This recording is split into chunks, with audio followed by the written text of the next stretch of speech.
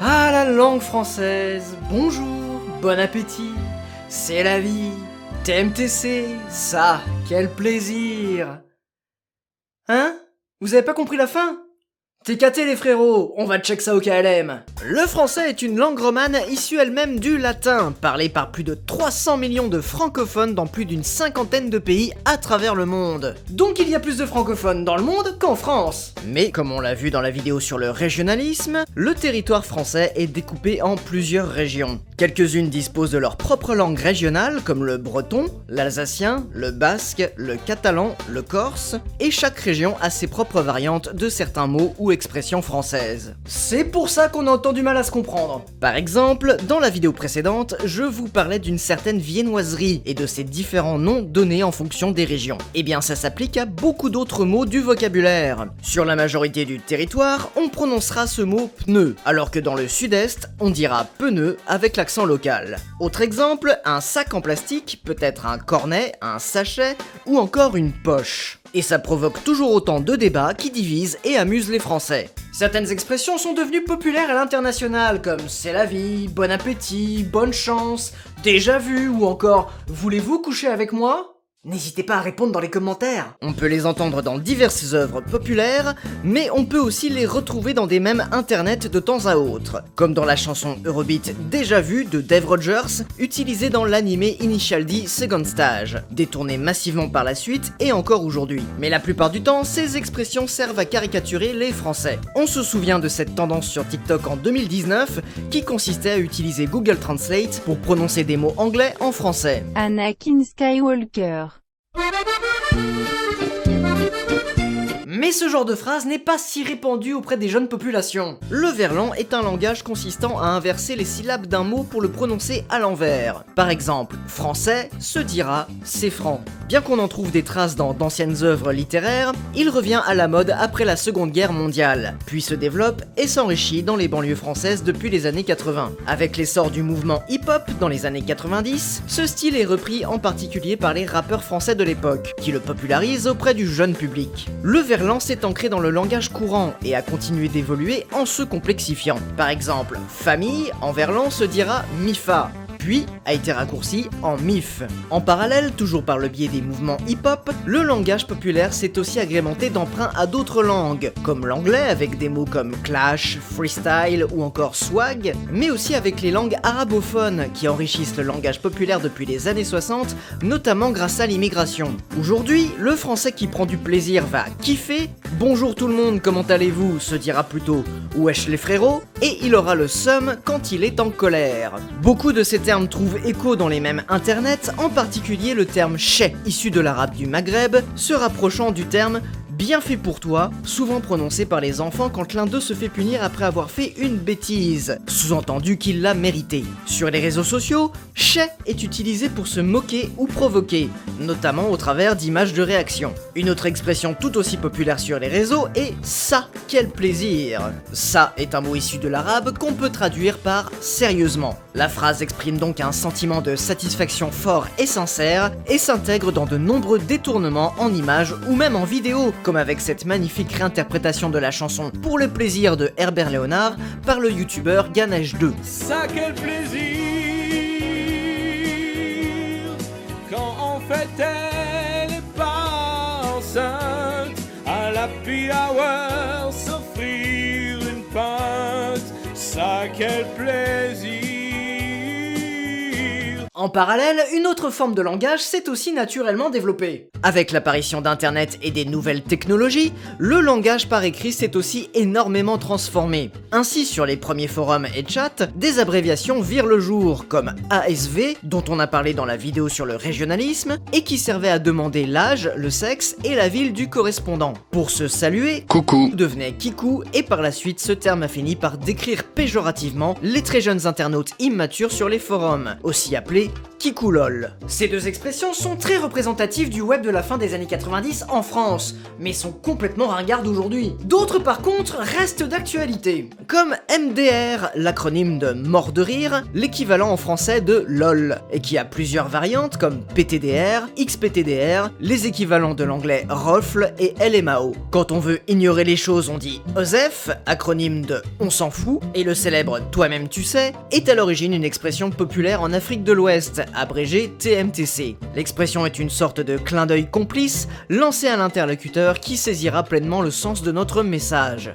Ces termes sont très répandus dans le langage courant, sur les réseaux et dans les mèmes. Tout comme OKLM, expression inventée par le célèbre rappeur Booba, qui est la version abrégée de Au calme, exprimant la tranquillité voire la passivité face à une situation. L'un des mèmes linguistiques les plus cultes en France, c'est aussi Meuporg. En mars 2010, le journaliste Nathanaël de Rinxan présente à la télévision un article sur la dépendance aux jeux vidéo, notamment les MMORPG, qu'il prononce maladroitement Meuporg. Souvent des jeunes qui passent leur journée derrière un écran à se goinfrer des Meuporg.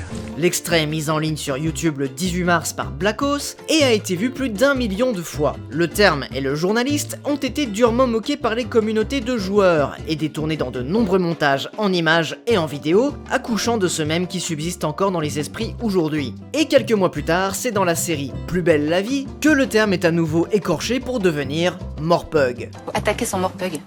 Oh, qu'est-ce que c'est que cette bête-là? Oui, les Français font aussi des fautes d'orthographe.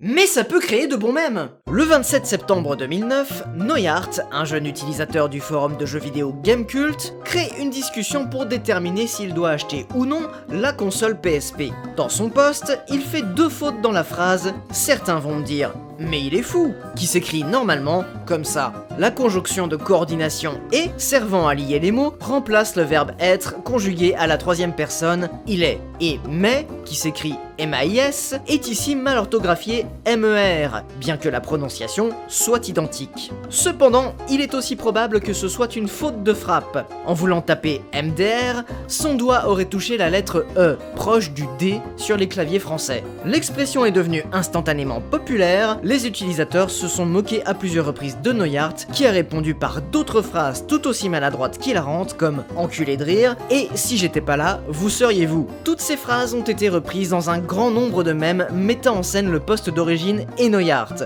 ou bien en reprenant ces phrases dans d'autres contextes pour les rendre absurdes et décrédibiliser le personnage qui les prononce. Le topic de Neuhardt explosera les compteurs, les utilisateurs venant visiter le poste d'origine et y répondre avec des tonnes de mèmes. Mais il est fou est même devenu un easter egg dans le jeu vidéo Halo Reach, sorti en septembre 2010. Bref, tout le monde s'est bien moqué du pauvre jeune Neuhardt, et si c'était arrivé de nos jours, il aurait probablement répondu qu'il n'était pas venu ici pour souffrir. En mars 2017, la comédienne Meriem Benoît participe à l'émission de télé C'est mon choix sur le thème des phobies particulières. En effet, Meriem a une peur viscérale des cafards, et durant l'émission, tout sera prétexte à la montrer en pleine panique. Ce à quoi elle rétorque Je suis pas venue ici pour souffrir, ok?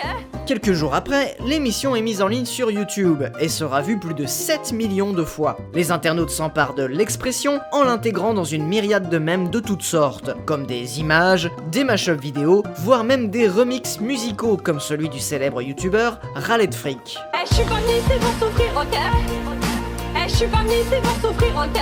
Mais on peut se demander si Meriem n'était pas venue ici pour souffrir. Pourquoi a-t-elle accepté de faire cette émission? Moi je pense que la question elle est vite répondue. Ce jeune homme s'appelle Jean-Pierre Fanguin. Le 9 juin 2020, il poste sur ses réseaux sociaux cette vidéo le mettant en scène, vêtu d'un costard très serré, s'adressant maladroitement aux jeunes entrepreneurs, dans le but de les rendre riches grâce à une technique de commerce pyramidal. Donc une arnaque. Toute cette vidéo est collector, mais ce que retiennent les internautes, c'est sa phrase « Moi je pense que la question elle est vite répondue », grammaticalement incorrecte en français. On dirait plutôt « la réponse est vite trouvée » ou encore « la question, on y répond vite ». Cette vidéo a été vue des millions de fois et l'expression est devenue l'un des mèmes français les plus populaires de ces dernières années. Mais JP ne se laisse pas démonter par le bad buzz et compte bien en profiter. Depuis, il titre chacune de ses vidéos avec son fameux slogan, jouant de la moquerie des internautes en exagérant de plus en plus son personnage de faux riche, arrogant et maladroit. En une année seulement, ses vidéos ont été vues plus de 7 millions de fois sur YouTube. Au moins, même si son arnaque l'arnaque ne marche pas, il a de l'avenir dans la comédie. Merci à tous d'avoir regardé cette vidéo, on espère que ça vous a plu.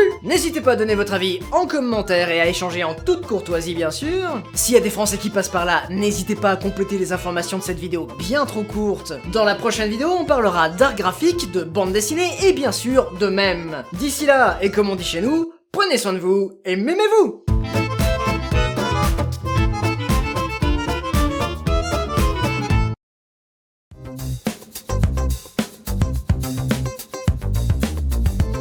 Oi gente, eu sou o Guilherme Popolin, jornalista e doutorando em comunicação pela Universidade Federal Fluminense e pesquisador associado ao Museu de Memes. Aqui na Semana do Meme, a parceria entre o Museu de Memes, a Aliança Francesa e convidados apresenta a vocês o potencial intercultural dos memes na abordagem de temas como regionalismo e gastronomia, como vocês podem conferir nos vídeos anteriores. E na segunda parte desse vídeo sobre memes e expressão, vou apresentar a vocês os memes de internet enquanto artefatos mobilizados para manifestar repúdio ou apoio à comunidade LGBTQIA+, e às pautas que gravitam em torno dessa população. É fato que o boom dos memes de internet ocorreu atrelado a um humor LGBTfóbico, misógino e racista. Em sites e plataformas como o Reddit e o 4chan, de língua inglesa, lá no começo dos anos 2000, os memes passaram a representar um formato para comunicar piadas politicamente incorretas, ou seja, piadas para rir do outro e não com o outro. Esse cenário inicial também foi um reflexo de quem era o público majoritário na internet e naqueles espaços naquele momento.